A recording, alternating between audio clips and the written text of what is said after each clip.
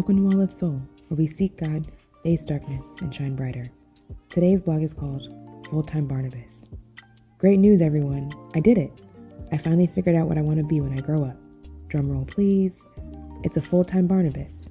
And you may be asking yourself, who or what is a Barnabas, and what does that even mean? Great question. I'd love to tell you.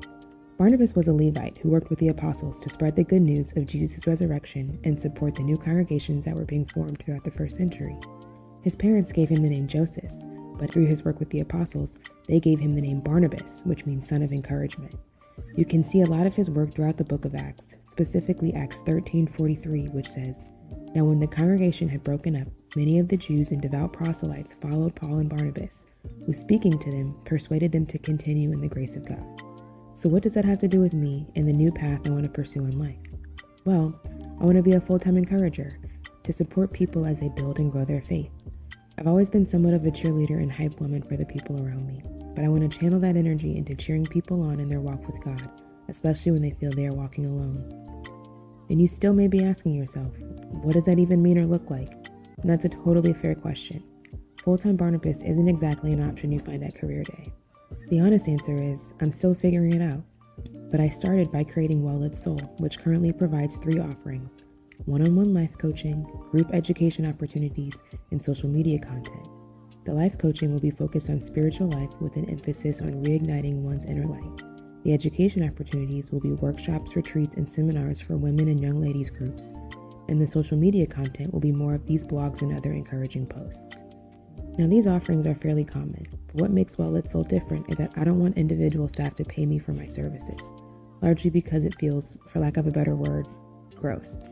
I can't imagine someone reaching out in such a vulnerable time when their soul is so fragile, and I have this ability to support them, but before we get started, I give them my rates.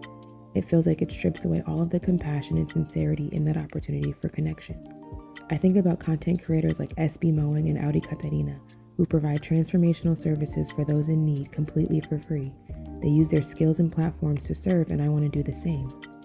So the next question is, how will I make money if I'm not asking clients to pay me? I have 2 approaches for that. The first is to connect with local congregations and faith-based organizations and meet with their leadership to find out if they have members who might benefit from working with me. If they do, then I would ask them to either sponsor individual coaching or have me facilitate a workshop or seminar for their women or young ladies groups. The second is the start of what I'm calling the Barnabas Fund, where people who are willing and able can donate to support the work of Wallet's Soul in general, or gift coaching sessions for themselves, a friend or family member, or even a stranger. So the work of Wallet's Soul will largely be donation-based, and that is a risk, because I don't know how all of this will unfold. I don't know what the future holds, but I do know the need is there, and I'm willing and ready to step out on faith into the unknown, because I am confident the Lord will provide, because as Romans 8:28 says, all things work together for good to those who love God, to those who are called according to his purpose. And when things do work out for his good, I will have no choice but to give God the glory, because none of this will have happened based on my knowing, understanding, or control. It is all his plan, his will, and his kingdom. I just need to be ready to serve when he opens the door. Connection question. What are some of the ways you are able to serve God? How can we partner on helping each other serve him more? Let me know in the comments. I'd love to connect with you about it.